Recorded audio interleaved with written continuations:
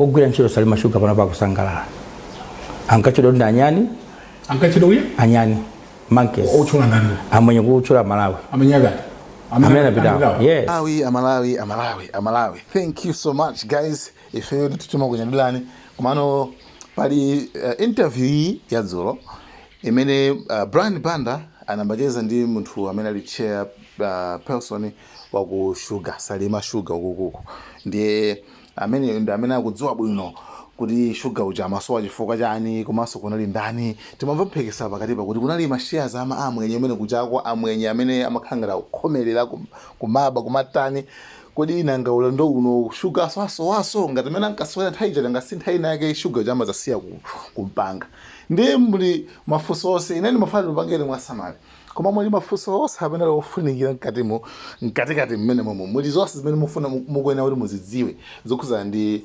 Sugar company mayenda bwanji komano amwenye onse anathamangitsa motani pano bakuyendesa ndakuda nanga akuda akuyendesa motani. Is it better off ubambira pajaka pano but guys thank you so much watch this video kuti mudziwe zimene zimachitika mudziko lano la Malawi. Ukalamba kundikambira pavumbwe penda khazikika kuli retirement home. Okay. Ya nali mphunzitsi primary ndaphunzitsa nabwera ku school kuza campus secondary upgrading ku Domasi mu 2013 na pension ya uphunzitsi. Then 2013 yomweyo napanga nawo my entrance exam ku Chancellor College kwa panga maphunziro za malamulo. Mu 2018 natuluka ku ngati lawyer. Okay. Ndiye kuti ndine lawyer wa private kuma nkati mwa ulendo mpamene nasankhidwa kukhala board chair wa Green Belt Authority. Okay. Yes. So ndi pamene ndinadzamba kulimva dzinali kwambiri pamenepo. Munagwira ku bwanji ku Green Belt Authority? Ndine kuti Green Belt Authority ndi bunga langati Eskom langati housing imene kuti parastatal imene pansi pa Ministry of Agriculture. Ntchito yake ndi kukweza kwambiri ulimi othirira kuti unleashing large scale commercial irrigation farming kulima ulimi ngati business koma ulimi wake othirira minda ikuluikulu imene ndikufanafana ndi mega farm tukamba leronse. The Green Belt cholinga chake ne khazikisira ndi chimene chocho inayamba inalipo 2018 njakale Green Belt tu ndinene kuti adali masomphenya Malemu Professor Bingu Mutharika president wa Ntaimene by his soul rest in peace munkava inalina kuti Malawi ikhale food basket. Tizida ulimi ukuti tikalima mbewu zambiri tegulitsa someko akunja ndiyeno adayamisa bungu lotchedwa Green Belt Initiative kama kumbukira Ntaimeneyo de Green Belt Initiative yo ndimene kutsogolo kutayenda inazasintha mu 2017 kudzera ku parliament kuti ikhale no Green Belt Authority. Okay. Yes. So mwali chairman oyamba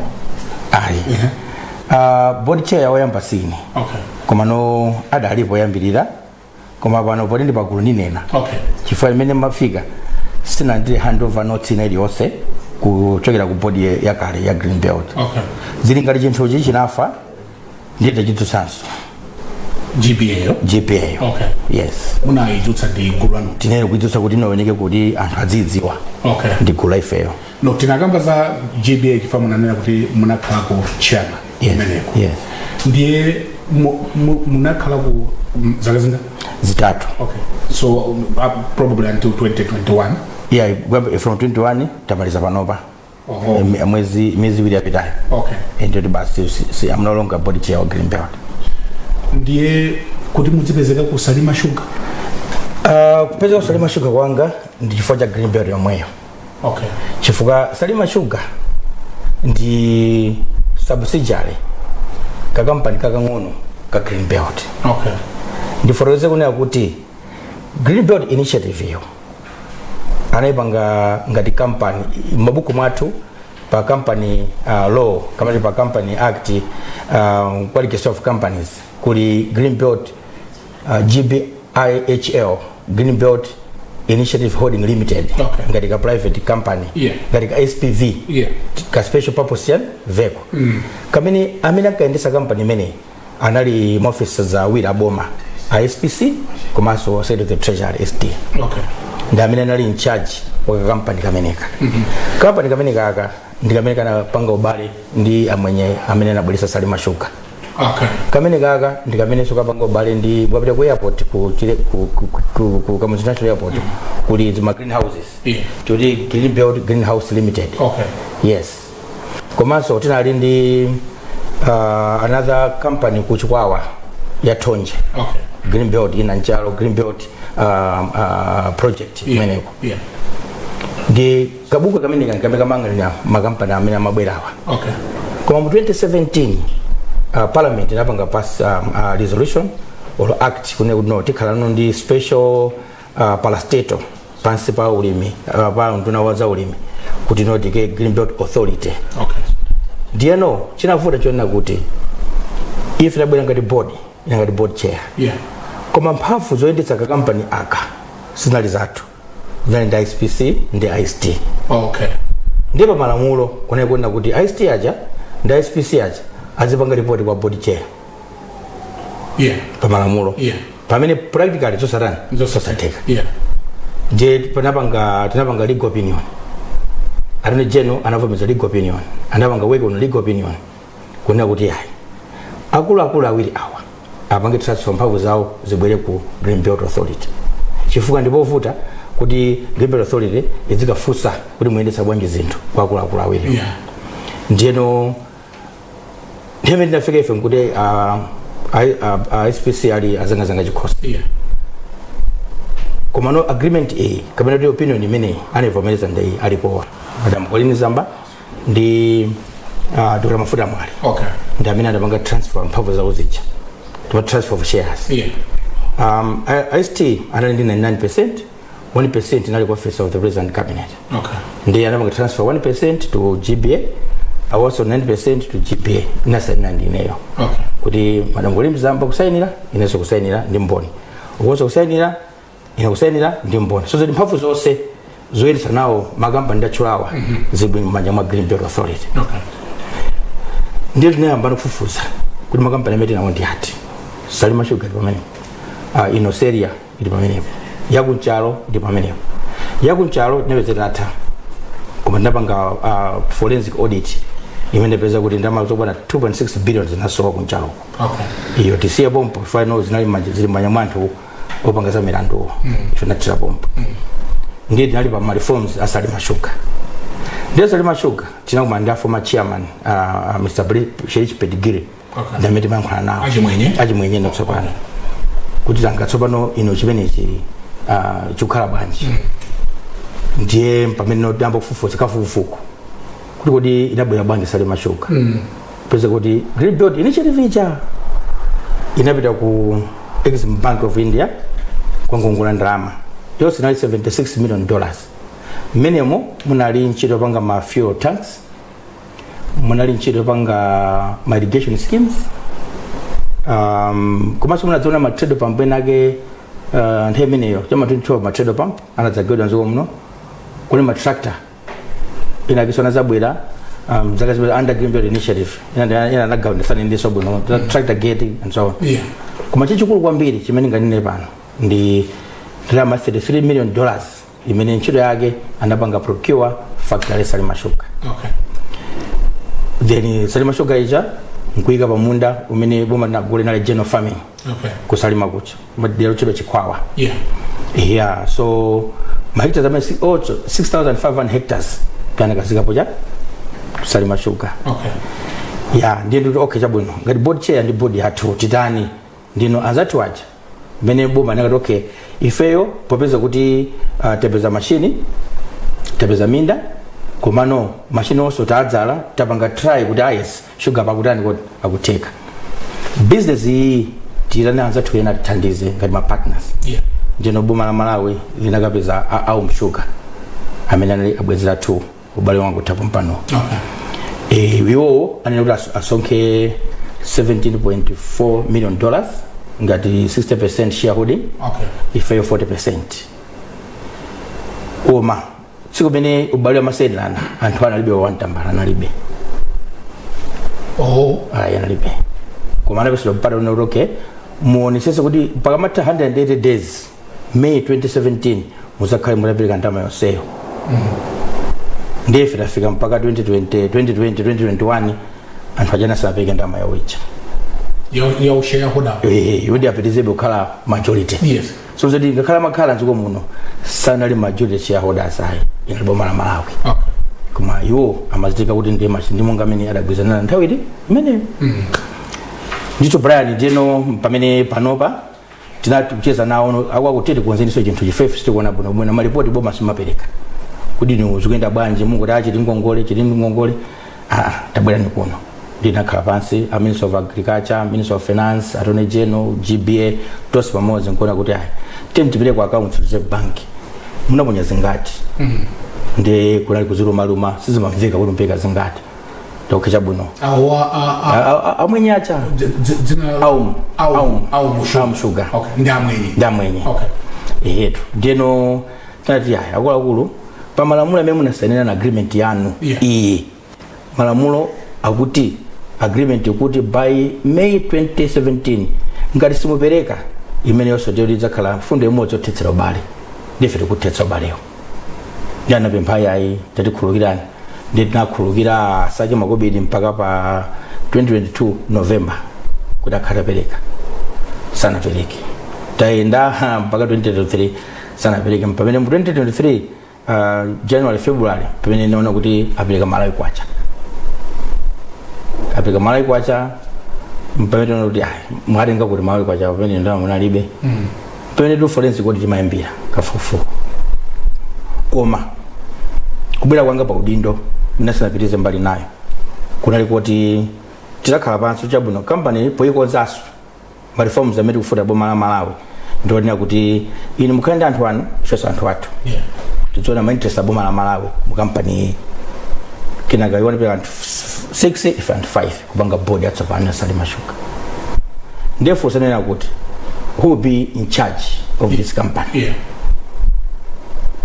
Alina kuti no ifeyo timakhala ku India tisankha iweyo taline pamalamulo sichoncho if we had minority I can't be leading company ya majority mulino ndipo nakakamizidwa kutero ndipo zitika kuti pena pakopa pamawa company secretary athu tikutatupi amene alipo anthu amene ali ma minutes ndithu anapanga record kuti amunya anapanga wave ma rights yawo kuti ndiyetse company ndine iwazinthandizira chifukwa makhala kunja koma nthawi imeneyo kuti mbali nayo agreement yoti tipange forensic audit agwizana kale mpaka audit ja umatuka matipoti aja then imene audit report inatulukira pamene okha anapanga chiganizo mosasanzikaso munthu anachokota mabwera kwa ku India kuti siyandeka audit inatuluka ndiye anaona kuti sizinaende bwino.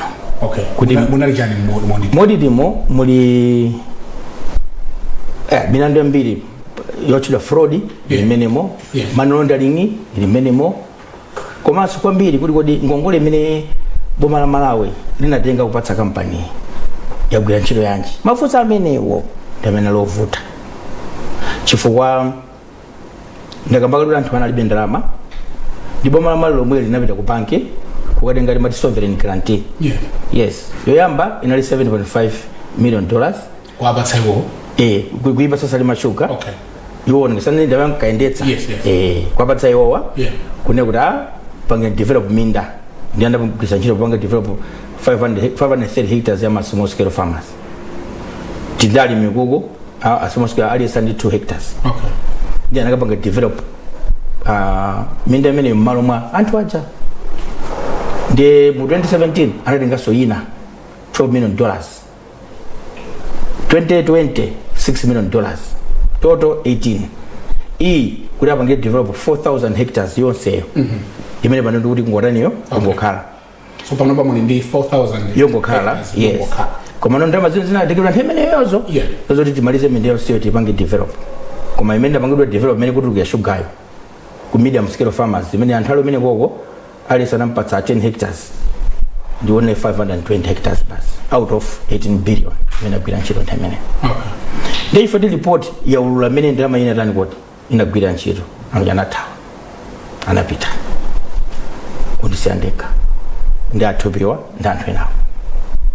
They literally ran away. Anapita anagwera ndike usasizikaso anathawa chifana kuti izizi mmene awerengera okhaso muna ali pa mana maloya nacho njeza kuti ndimezi kuonekera mumu boma luta nini lumanga ningotawana ndanapita. Chifukwa ife tinangomva kuti kusalima shuga zavuta mpaka boma laika asilikali kumeneko. Yes. Nkhani zake zinezo mwezi? Yes. China chilo choti asilikali athamanga sanga ife adakakamira kuti tsiku lomaliza kuti nozimbe tikumaliza mashini akulira komaliza kuti afuta zimbe zimene zozo tizimitsa mashini adakakamira mwenye kuti alowe ndiwo factory. Ndanye mara ncheza che sivuta anthu awa mashini akuzungwa zimitsa tisawawa ife sidzaliliza so akuzogula zinzone kuti feyo zavuta kuti kuliza zakagwadiraso nditi tani ineyo sina chedwe napempha asikali athamangire kuti kumeneko. Okay. Ifadi maopo panga sabotage machine.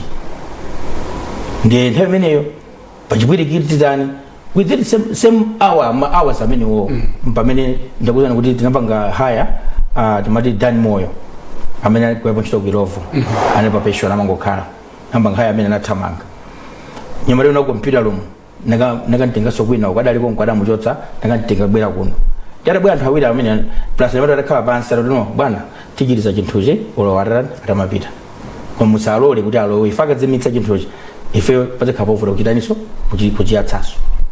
So nthawi imene jaunanga chipwirikiti anayatsaso chenheri za nzimbe kuyatsa tufati tizimitse machine ngati mawa lilonso ayatsa nzimbe zina unangati nkhondo. Unangati nkhondo ndithu nanyamalanda bwana mahita zamanawo chawo asasidwe chanani nda sakudziwika. Okay.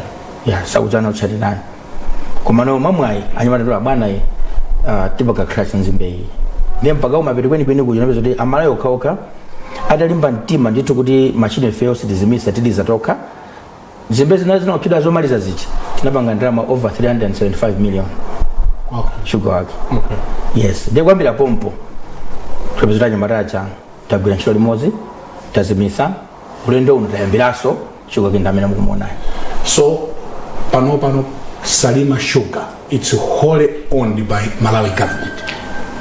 Njocho kumene chifuna kuti amwenye anapita. Okay. Panopa palibeso zero zina zose zimene zokera kwa mwenye ayi season iyi tendisatoka tatsogole nkhondo imeneyo mpaka mmene Sugar mambo kumona pansika. So ndima challenges anje amene mwakumana nawo kapena mukumana nawo? Ma challenges bwana ndizambiri. Choyambirira choena kuti company kuti ipume bwino ikulephere ife ya Ngongole. Ngongole ndi machikamba cha 18 million manene. Billion. 18 billion. Yes. Okay. Imene yoyo mmene mayamba April yo chaka chino inali ndi interest inali pa 23 billion yosabweza. Okay. Chifukwa company malamulo ngone kuti mgwirizano Sugar ile kamagulitsa tizibweza Ngongole ziti zimenezo. Okay. Otherwise boma libweza kwa Ngongoleyo ndeife tizalowa ulendo tinavulike fandama zoyambira tinalibe capital chifandama zonse kunalibeko koma takhala pansi tinagwizana okay titani venepa tinapempha mabaya zathu a Sugar makastoma zathu kuti alipirire tu Sugar kuti asalandire Sugar. Okay. Tawe imene ndimene matenizo panga ma service amashini acha tiyabana kuganza choncho I think machine sana kaditsuka ndiye mfundo yamba ndi Ngongole imene chikampani chili nayo. Okay. Ilipo be Ngongole tukamba. Pano pa watabweza mamwayi kaule ndi kuganiza kwathu imene kamba tiyendesera chifukwa pa makanga Ngongole ino chidwa sovereign amene ndi machidwa seasonal loan kuti magaranti aluko komanso amangongola sono ndalama zitazo working capital ya chaka ndi chaka. Okay. Ndinapeza kuongola 7.5 billion chaka chinachi anaongola 5 billion kumana kusachira 2 billion panopa failed na iso belekaso na face of 3.5 billion anatikana ndinanguda pona atikana titani mbende gazo okay manje bempe ma disability analibiratu ndamana bidayo twina tani zo pangalo ma service a machine aja ndipa April baja last year tinaliza machine. Okay. Tilamba ndife nditu kuntu Sugar afuta pacha kushigwa afuta mali muno ife mnyengo manager penamba kuntusa sugar kuti uyu at least even milengo ya sugar inamba kutani kutsika atatuka uyu nanga nkhani ya frozen accounts idabuka so pakatipa imene indeed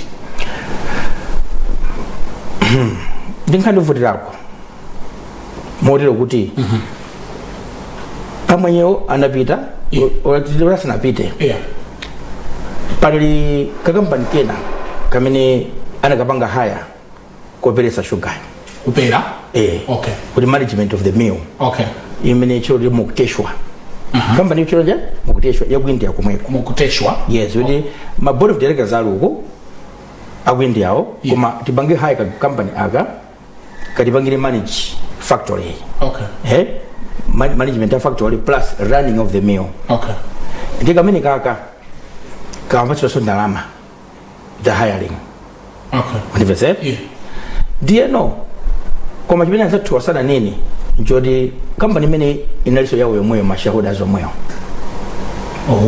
iwe balibisa afaka nalo omweyo nyake kanga rutapanga subcontract company yawo yomweyo alo omweyo osani signature kwa account omweyo ola mulo ndama zakayo tibereke omweyo chifukwa muzosedu kambazi boma amalayo panalibepo panalibe unaliyense mene mafika kuboma kuti amafusa kuti kama kwenda bwanji panalibe nangu asira kutengani zendetsana koma ndalama zathu kodi ife ndi ogona choncho amala ndife officer Kison bwana Banda amala ndife officer Kison sabise ifa dukambazo zili mapepa mu office muno zimene zigwira nkuzo dekani maso ife ndife officer Kison kuti tidakabwereka ndalama zathu kwapatsa kuti yendetsane chitochi yes and we had no voice whatsoever ai abanga oka and it was 100% a family business ya former chairman Kazakeni mwana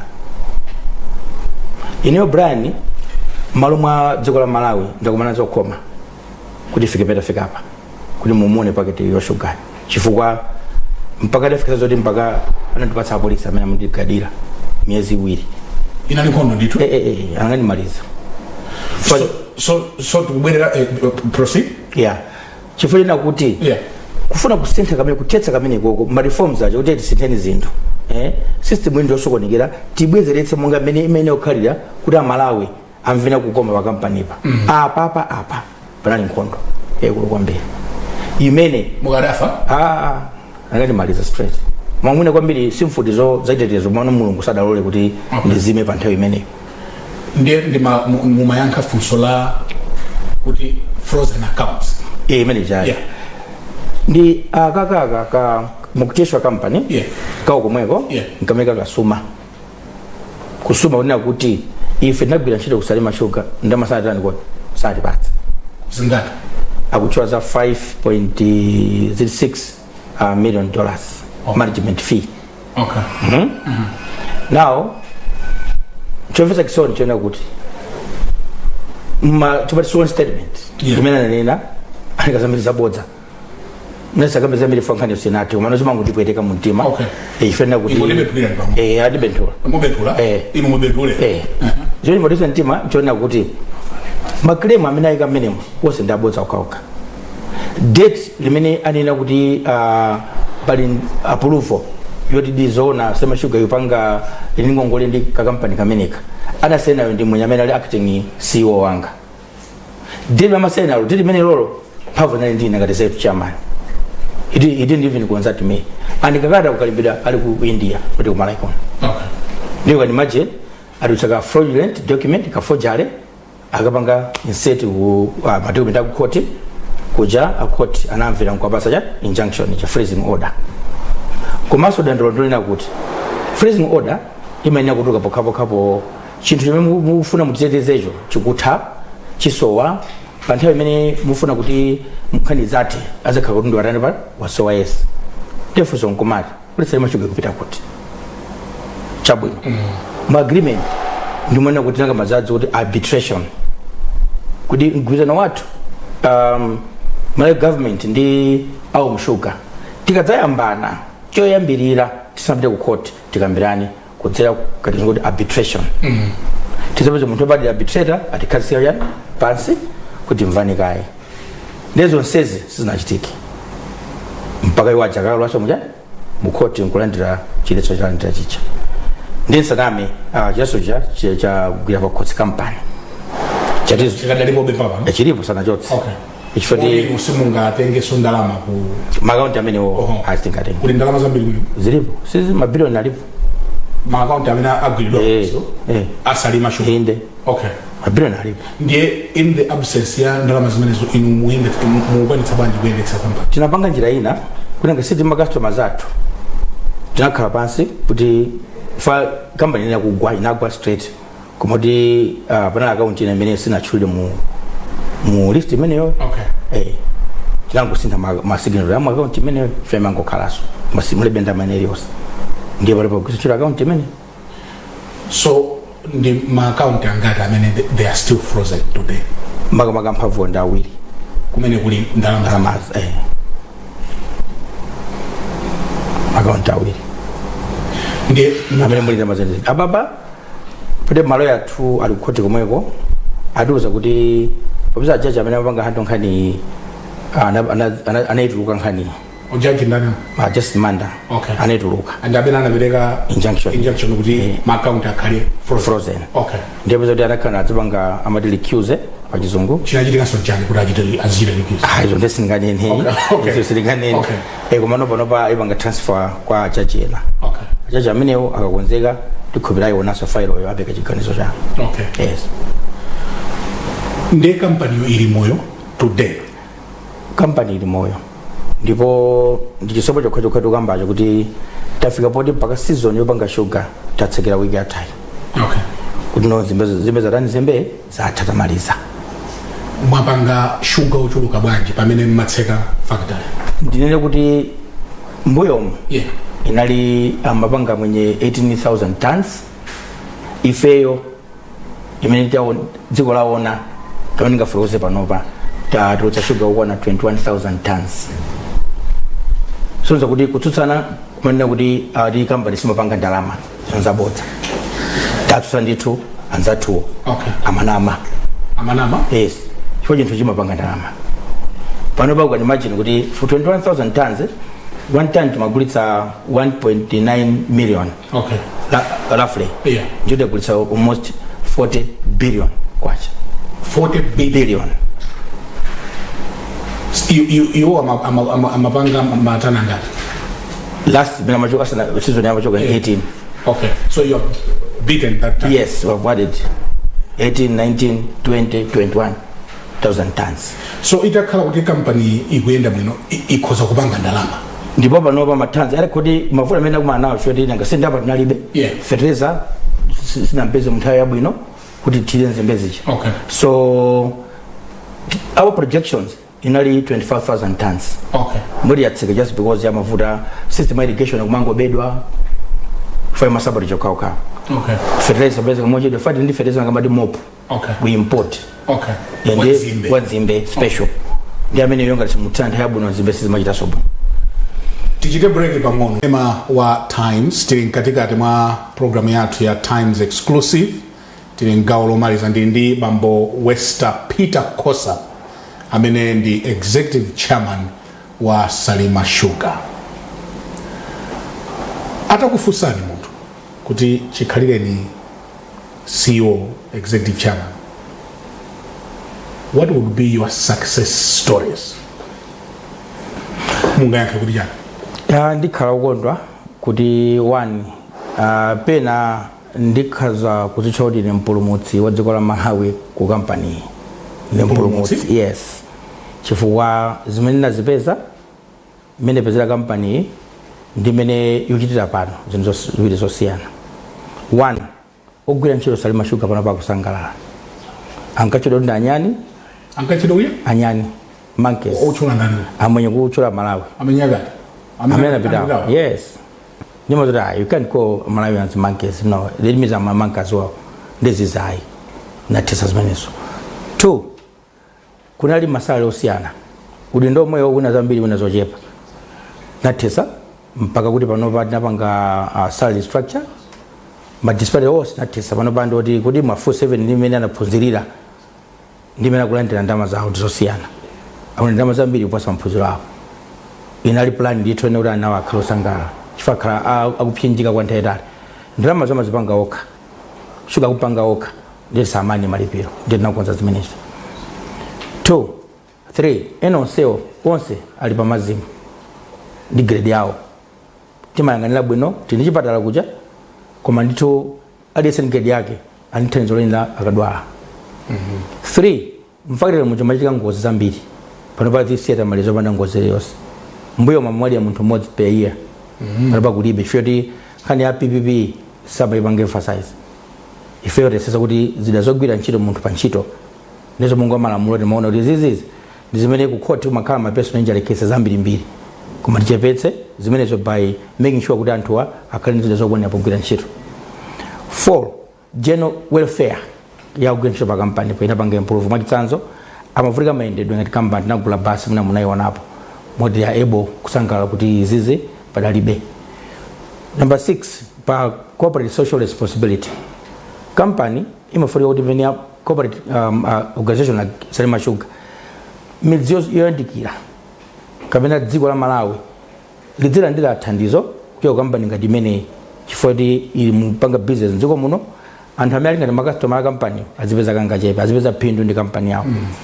Ndi uku Salimako munkamva iniyo kuti mzimbe ayatsa munda uwapsa ntakhala pasi naona kuti anthu akusalima amatenga company yake kuti yamwinya si yawo akupindwa ndi anthu obwera than iwo wani yake.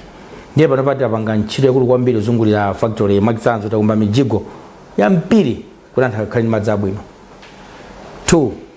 2 mafumu amene apanga Salima Sugar mafumu akhombeza amwanza ndi amakanjira ndi anthu wawo tumende nawo limodzi zovuta za pakampani kaya pakabedwa amakhala timati community involvement community engagement panopo ili pa high. Tongezeranso kunena kuti chaka chinocho tamamanga science lab pa Tavite CDSS madziwe ni phunziro la science kumizangamira kuja kompovuta kuti anthu akaphunzire zokhudza maphunziro a science panopo tikuamangira labo yabwino kuti phunziro amene wawo pa sukulu imene ikhale yovomerezeka. And this is the company imene you are struggling. You're struggling, yes. Koma mufuna kuti you are struggling mabuku ku banki sakugwira ndi ndalama zochita zimene muzitenga. It's a project imene itankhani yoyo. Koma pakali pano pa madivita zitani kuti azitulukabe faso dikhala mpaka muyaya. Okay. Itankhani yo magaunti akhala free. Okay. Koma pakali pano survival yathu tupanga survive ndi direct sales ya sugar uyuyo. Okay. Direct sale ya sugar tupanga ulezi ndrama ndako accounts yathu tinagwirizana njira yenelera kuti ndama yetu zipanga hodi motani. Okay. Ndezo kuteka suti company ya imayaya. Tingamva kuti ukabwera anthu kuchokera ku India ati 100 tazina 150 zimaenda bwanji nanga si monga ndakamba kuyamba wina kuti dasira chinthu choti adzipanga mina kuti akufunira fa palibe amafusa zimenezo. Okay. Yeah, ndieno mene mafika ine nkuti chiwerengo chili pa 105 chamwenye ochokera ku India. Inde. Okay. Chinazasika tu chaka chinachi tu 85 kumati ukafika pa office pajapo ndiye kuti munatu wakudangwa unati uratupioka muna ndatsika tawira ata the rest amwenyokaoka ndingakhale anandipatsa udindoja chimene chimapwetekaso china Brian nchona kuti mpaine pali fundo yoti fotithandiza amazasitha chiyankhulo chakwawo. Yokusiya wekha bwana wawo ndiwe koma akusitha chiyankhulo meeting muja iwamvana kenaka ambe kuyankhula iweyo. I remember one point ndadzafuza in English, what are you saying? We have agreed to speak in one language, English, and then you are changing. No, chairman, what you are saying is no, please, let's start the meeting again. No any foreign language here. So kuti ngakhale makhala limodzi muntimamo. Yeah. Tsankhuna lekulu kwambiri kuti zisatikhudze iwadzipanga zimakuza akuzidziwa. Ndiye panopa tosangalatsa tsopano tena kuti tendisa company tokadoka kubeso mwenye unali amabwera kuti anali ma expatriates samati yo bwera ntho job no ntchito imene ndiwo than ifeyo koma amatobwera zilonda achimwenye mwangu zungula factory muja basi mulonda wachimwenye wasili basi wazikanga ochokera ku India expatriate inde anda company yeti mokutation imene akasumaija. Okay. Mene jai anthu kanati amenewo ndezi matenga bwanji kuti mumapangira boma la Malawi mapatsa mapemiti anthu ngati amene pamene ponera kuti ifeyo ndife dzikomvetsa kisoni zimene ndikubira kuti adakhala kuti from chiyambi chimene company or Green Belt Initiative anaganiza ndine mubwerezaso Brian mene vision ya Malemu Bingu adaganizira pobweretsa factory iyi o maplani yakewo kuti sidasokoneze pakati pa zingwenda monga yeyo adaganizira fika tsiku la lero sema sugar ili patali bezile patali au laboratory sana kati pezaso ai abalano aka sisi kwa kampani awili nziko hoja wina abalano mpaka ndicho abale abalano either okay yes komana ngasi mbele kamba zoti tasira amwenya dzende saifedili pe mangwa yangana osafusa so nkomwe mpaka ndifusa neyo mpaka mlonda uchokera ku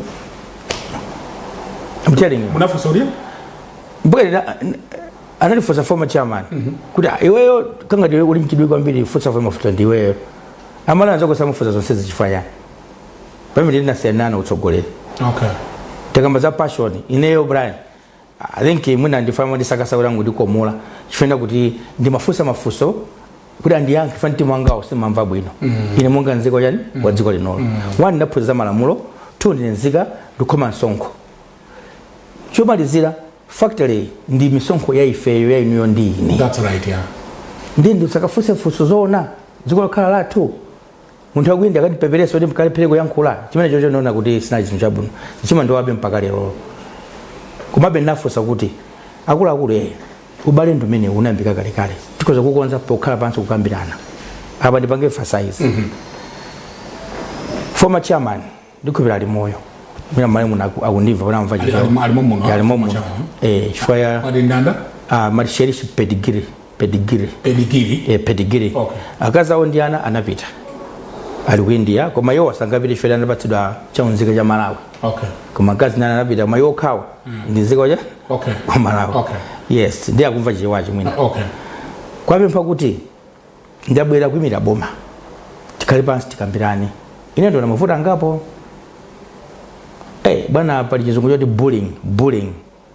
bullying teasing ine ndatizidwa hapo bwana koma ntumu ya dziko la Malawi bullying whom do you think you are iwe ndiwe ndani kule mbane ndini I'm well connected that yeah sisa connection is where you know I'm connected president wa dziko ndo chakwera ntuma kwenze chinthuchi tumodzi ndi together mutatipeperese tedi mvaneni bwino ya bwana komano meneno foreze kuti tiyayamba yanamba nomabwera chairman tabwera you know what banchi modera mutapanga manage that how do I manage them tuna zambiri sobano muna ningola ndiraza manja kapena kuti muna make asalembe zeni zofuna kulemba body temucha mukana khala kuti ndi munthu wakonda ndalama mukanango landiramo inafikisa zona kuti banji tizikupatsa value ya 30 ton per day upange zimene fetu kufuna 30 ton temeneyo inalipa 38 million yeah 38 million temeneyo okay ndidzira ndira daily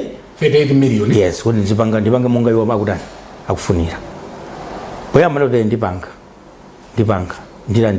ndilandira komano audit atangosaina contract kuno ayamba tavomeza kuti company iyamba audit namba kanata bwana these are professionals asina zita azigwira ntchito we agreed so ngani ndama zibanya that bwana is this high so you were offered a bribe ya 38 million a day ndilandira 38 million yes a day yes okay yeah then munagana nanga akonalwa ino company munagadziwaso interview munakana we ulambala nanga muna pakete ndakanalola ndaka billionaire opsha kwambiri kumande manakasonga kuti 3 million daily 10 days okha 3.8 billion ndakasonga zona olukugera no seni munaka kukomoka nazo zona komano nayo so inu njala ya ndalama mulibe ndimakhala nayo okay kwambiri komano ngasi zongulanda pena pali posisi zabwino mukulemba anthu angati what's the workforce today pano pati ndi ogwira ntchito ambiri ndi ambiri nina kuti choyamba muliso azimayi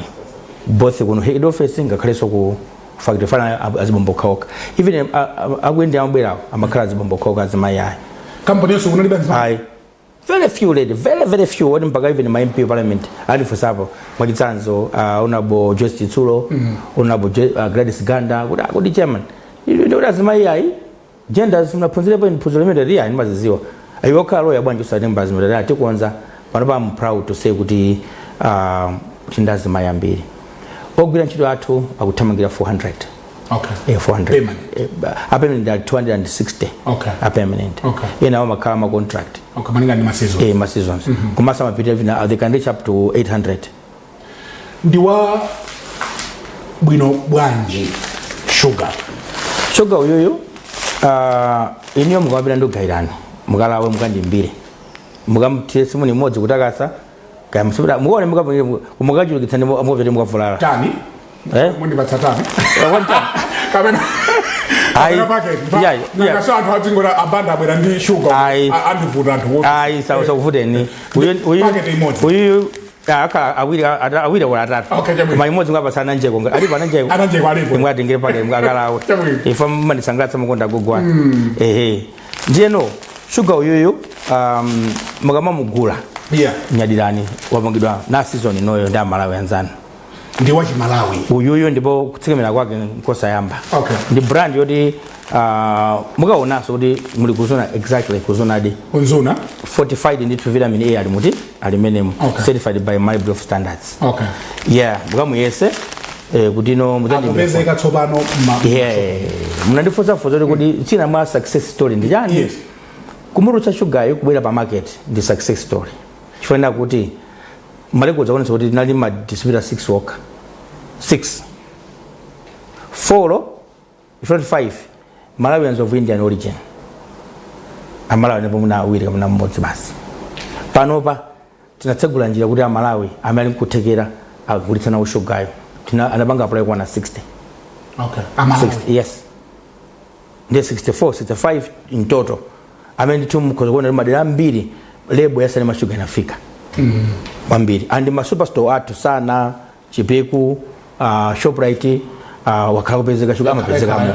Ekaya akakupezeka kwambiri ndiye tinapanga rani ma promotion activities mautenga mbiri kuna kuti anthu amugule mbuyo musama pezeka bwanji sugar ndimene manda kuti fe ndifantufeza kisoni ngati dziko ndifantufeza kisoni na Malawi ndipo zisa zapangeso iyi chifukwa chani chinthu chonse chanu chili dziko lanu misongo kala yanu mukhala bwanji chete osafusa kuti kuyenda bwanji zinthu just simple form iyi kungoti tumiza president kainise company yo ndi sugar mukumuonayo wefe yantu gwanchira kusangalala mabasi ndamo kwaona kodi to picture ya company ya ambapo ndilo ikufika hapo one day ifika hapo kuti inde company yeni memara mafunikira kuti amapita kuti sugar fasa amapezeka amakamba kuti sugar wambiri machine opangira mapaketa awawa amati machine awo sagwira ntchito the only machine amene amagwira ntchito amphamvu ndopangira ma 50 kg ma 50 kg okay not hour okay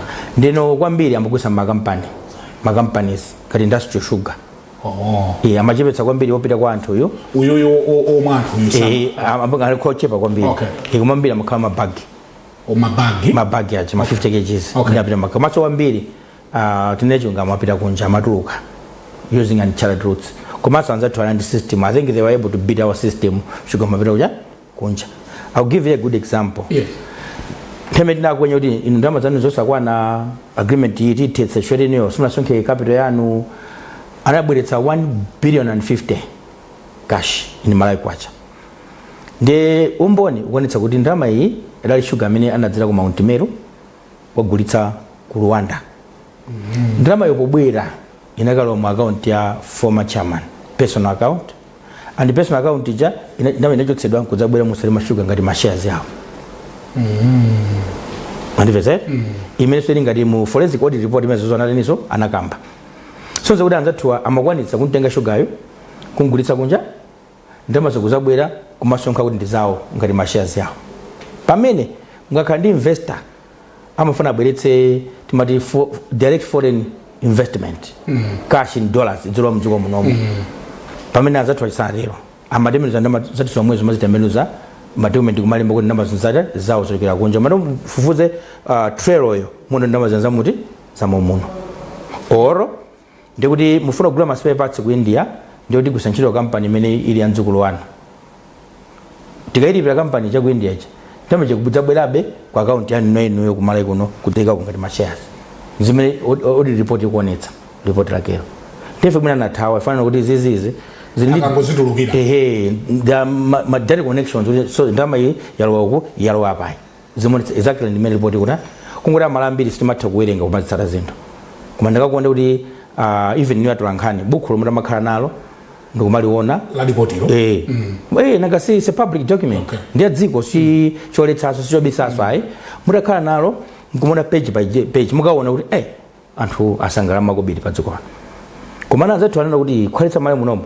timangidwamo tifana ngutani anangothawa isiyachi factory machine opangira zimenezi muli nawo amphamvu tsopano machine ndomwewo amene tuna kuti ngakhale zimene mapangazi suti timafika pa mulingo wa machine woya fa machine wa amaina kuti adzicrush pa tsiku 1200 tons of sugar cane per day koma nthawi zambiri timakhala less chifukwa chakuchepa kwa nzimbe that's why makamba zoti malifomu zokupangawa tilime nzimbe zambiri machine wa akweruza mpaka 25,000 tons koma kuti akwanire bwinobwino mdziko muno nditi pafunika pakhale njira yapamwamba yoti machine takweze mati kwapanga expansion ya mill komanso expansion ya minda so zoti 4,000 ingokhala itatipulidwa machine wasafuna takulitseso kuti at least apite mwina azipanga 30,000 tons pachaka kaya 45 tons pachaka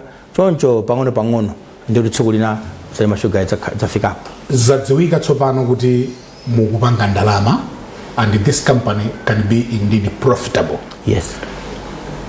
Government the majority shareholder tsopano kumene kukuli anthu ena anjala kubomako politicians nduna za boma ndani amene amafuna paliponse asusepo mwachita manage bwanji chifukwa mwina nkuteka kuti adayamba kali kubwera kuli kampeni I executive chairman tithandizeni how are you going to manage that? Tifunso labwino kwambiri fanzi zimene timazikamba mwina koma mwina anthu simadzoti kukamba kunzondwa kapena timangopanga fabrication zachani zabodza aliyense ngati kwa ine makhulupirira kusiya legacy kusiya mbiri padziko pano ngati pasema shuga pano makhulupirira kuti one day nzachokapo koma nyengo imene takhalayo at least konse zinthu zone kuti wina adzaloze kuti we were there now we are here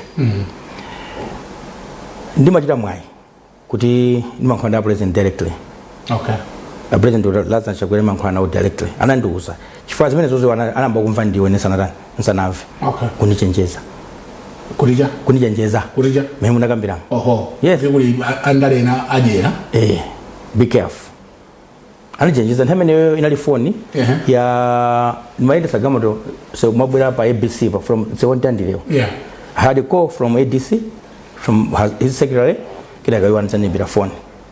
Congratulations to your excellency banji I'm getting my report was amene muvita amene limbikirani chifukwa ndakauli ndi anthu 20 amene kuchitiramu dziko libazira kuteka koma let me warn you for free be careful with your own people.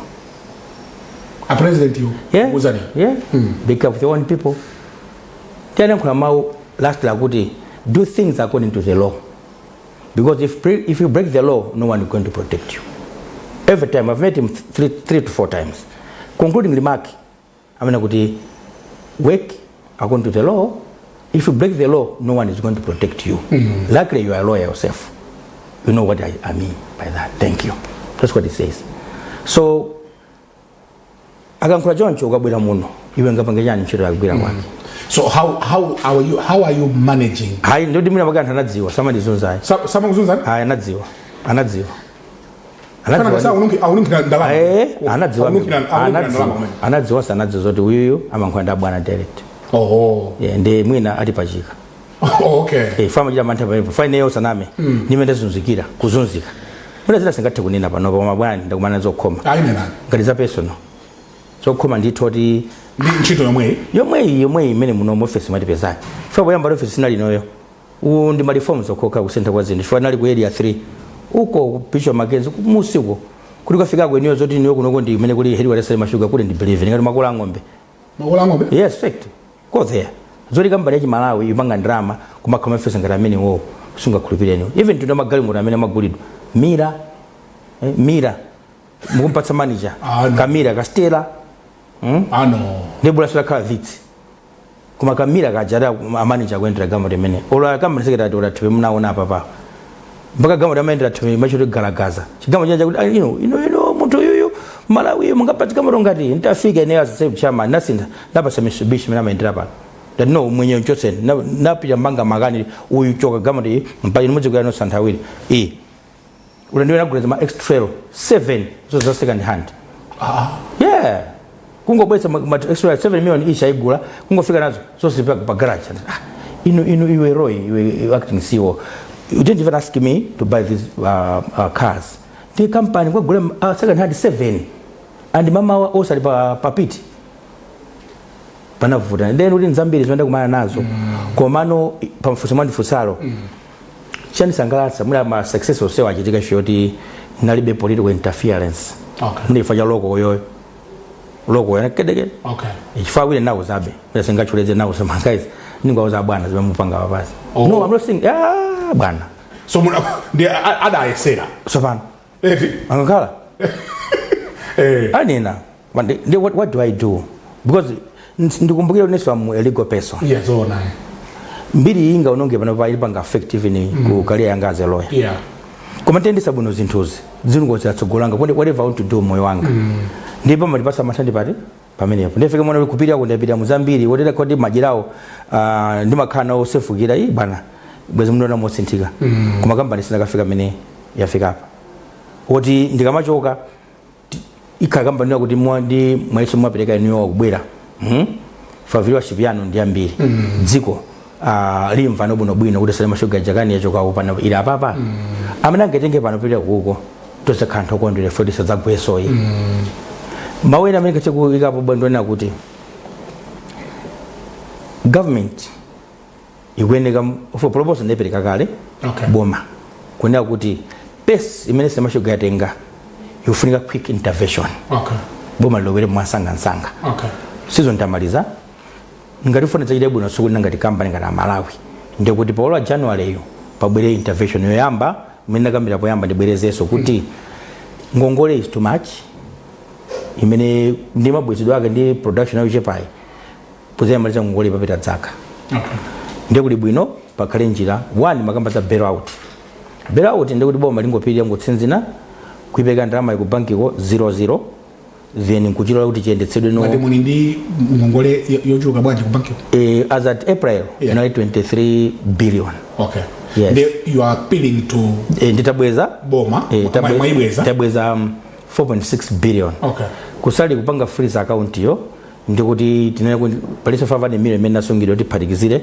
yonse pamodzi khale 5.1 billion kubweza kuma sovereign guarantee acha for so zino loan sana tenge pacha so tingobweza magarantia kale kalewo so that no kuti company mwayo kuti bweza ngongole ulipo ndiye ndikuonetsana papa komano nthawi zichedwa progress itani kodi ichedwa ndiye better kuti ndiona kuti ngati nkoteka boma litenge ndama kungobweza ko akisiye chikamba chopanda ngongole ndiye ndama yitibweza let's say next year ndama tingolenga tibweza kuboma in 2 years 23 medical tabweza sindo wanatagulisa shogani aboma akulipirire ngongole ku banki yes inuyo mudziri bwezera bobo malo so you are challenging with in 2 years 100% 23 billion nanga sitaona hapa mwana wote tagulisa sugar almost 40 billion yes kumana this year tagulaza ma heavy machinery ma rollers ma grabbers zambiri next year tigulanso capital investment sikalapo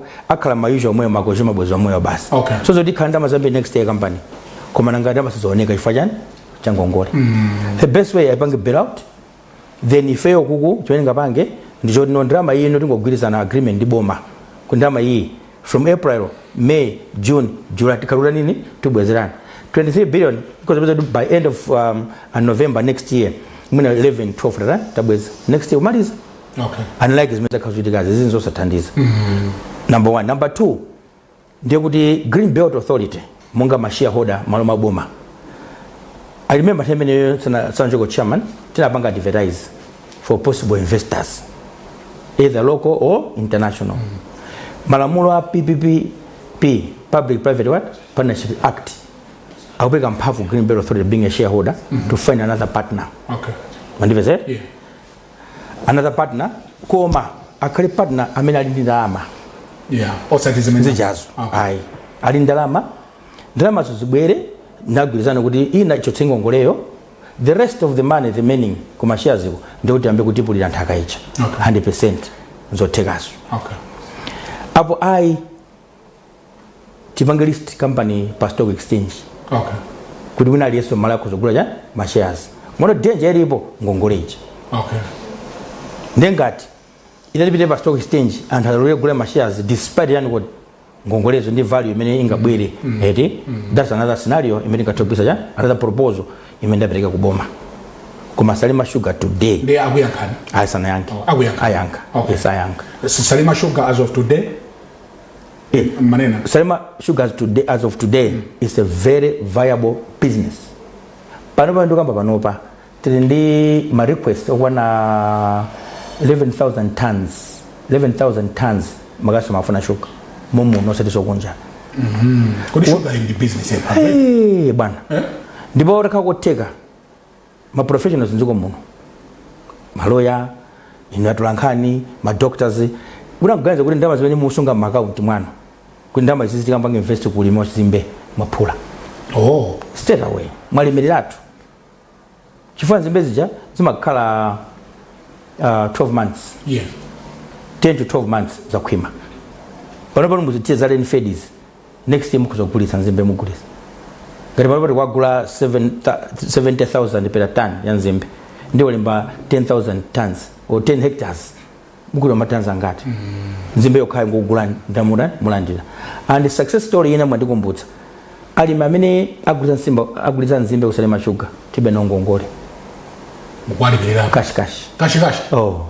Aliyense ka 23 million, ka 40 million zimbe zawo aliyense. Cash. Ali solandi tibe ngongole ndi mulimali. Pene mbuyo amakhamezi tarosana ndi chigulitsire nzimbe. Nthawi yatethera titathaukambira na zonse madzulo ano executive chairman mafuna muyang'ane kamera iyi. Ndo uthenga wanje umene mwasiyire Amalawi ngati pali chakukhosi chitulutseni bwana CEO. Zikomo kwambiri. Amalawi ine poyamba ndio ndithokoze Mulungu kudzera kwa president pondipasa udindo umene wandifikitsa pano choyamba ntero. Chifukwa chani mwina ndikudzipereka kwanga tavumbulutsa zobisika zokuza chuma cha Malawi ku kampani iyi. Zosokonekera zimene zinathe kuma titha kuzikonza kampani kuzakhala kampani yolozeka mtsogolo muno. Sugar ndi business yamwamba kwambiri imene njosaluza ndi hot cake. Timanamizidwa kuti sikupanga ndalama ayi. Sugar ngotuluka ulasana tuluke ndamakhala andiratu. Ulandiratu. Panopa sugar uyoyo ndikhoza kutsimikizani kuti even midzimu amene aphika kachasu apanga maburu ambiri akuti ama very mot from this sugar. Ma very mot feedback from Mtandire. Unake kiomba kukalonga kuti kukalonga Salima Sugar kwenda malonda kopsha ndipo anamuzolo. Audi ngotsekemera. Kwambiri. Ndio temerako kumatutsa uje. Kumatutsa ma very mot. Okay. Ambiri sand sugar wina. Okay. Ijo nchonyaditsa kwambiri. Koma ndi business amwamba imene ndikuyendetsa bwino kwa kampani pita chitsogolo. Malawi akhoza kudzamba kutumiza sugar yokunja movomerezeka nkumabwitsa forex nzoko. Malawi akhoza kulemba ntchito anthu ambiri kusalima sugar kuchako. Chifukwa ngati 4,000 hectares zikungokhala. Kulima imeneyo tilemba ntchito angati ndi ambiri. Ndi ulimi wa nzimbe opindulitsa kwambiri ndipo ndikumembeza Malawi amene ndi ndalama. Osangusunga ndalama nyumbayi. Bwerani pezani malo kumene kuli madzi muthirire nzimbe zanu Salima Sugar ikugulani. Amene muli mukagule malo kusalima mbali nkhotakutayi mbali duwangwa Salima mwenimo panopa ndithu ngakamule makamule makuna kuli kose bole fezo ti transport za zikatenga nzimbezo ifa dziko la malo ufana sugar. So ndikumemeza kuti amene ndalama kusangusunga mabanki bwerani mulime nzimbezo Salima Sugar ikugulani chifukwa tisamakhale ndi dziko lina kuti ati lero chaka chino miyezi sugar wasowa miyezi nakhale ambuyo muti sizinakhale bwino. So uthenga wanga kwa Malawi ndi umene chomaliza ndipemphe tikamalowa mgwirizano ndi anthu obwera ma investors tisamapereketse dziko tizikhala maso tiziona zolembedwaso yes watakhala kuti iwona amene apeke ndalama zambiri tike ma sentence onena kuti timpanga protect Malawi. That's right, yeah. Chifukwa werengeni ma document muli ma license ambiri wonapatsa uyobwerayo loophole kuti akhoza kusewera amene angaso sina khomei ma agreement yacho ndiye ndipemphe kuti kandi department kandi kusale mashuga kuno company ili yonse kandi kuyesa koma kai kuna kuli kosema kubwera investor kumene koko tisapereke china chonse kwa anthu obwera awoyi timakhandule kwambiri too much bwana munthu onete obwera iyeyo momoti bwadza pemphetsa munomo chifanga lalo lemera kwambiri bwanji usakhala kwawo kuna kudzatani apeza kuti Malawi kuli bwino tipite kuti kumene ndi akabwera kunoko tisamagwade adzigwada ndiwo. That's right, yeah. Kakhala kale majera shareholder tilembe sentence onena kuti akamawerenga kuti wayesa apa pande mwandigakada kana safuna zita azipita ngati usale mashuga amene safuna bwera ngati angave kuwawa ndi agreement asakhalepo we are able to run the thing. That's right, yeah. Matintero ino bambo Wester Peter Kosa matichita inspire kwambiri madzulo ano matilemekeza kwambiri. We wish you well. Yatokoza pamene panso ndiye pamapeto a program yathu madzulo ano ya Times Exclusive. Mprogramu ina ndi bambo Wester Peter Kosa amene ndi executive chairman CEO wa Salima Sugar. Share. Malawian cameras. Right.